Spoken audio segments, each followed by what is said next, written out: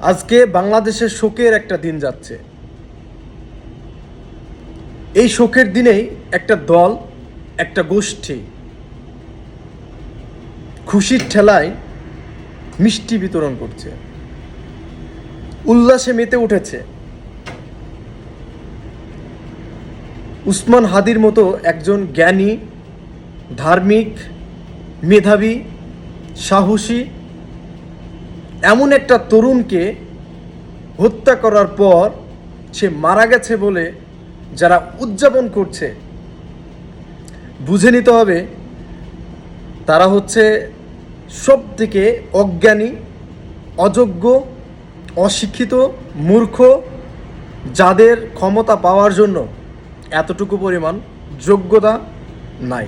আপনি যদি ভালো হয়ে রাজনীতি করতে চান, আপনাকে মরতে হবে। হাদি এমন একজন মানুষ, উসমান হাদির মতো মানুষ কোটিতে একজন পাওয়া আসলে ভাগ্যের ব্যাপার। সব ব্যাপারে তার নলেজ আছে, এমন কোনো ব্যাপার নাই তার নলেজ নাই। সে আসলে আমাদের জন্য গর্বের ছিল, অথচ তাকে আজ আমরা হারিয়ে ফেললাম। হৃদয়টা চূর্ণ বিচূর্ণ হয়ে গেছে প্রত্যেকটা বিবেকবান মানুষের।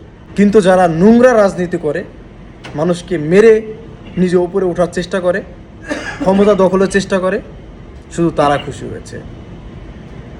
আমি তাদের উদ্দেশ্যে একটা কথা বলতে চাই, এক হাদি চলে গেছে,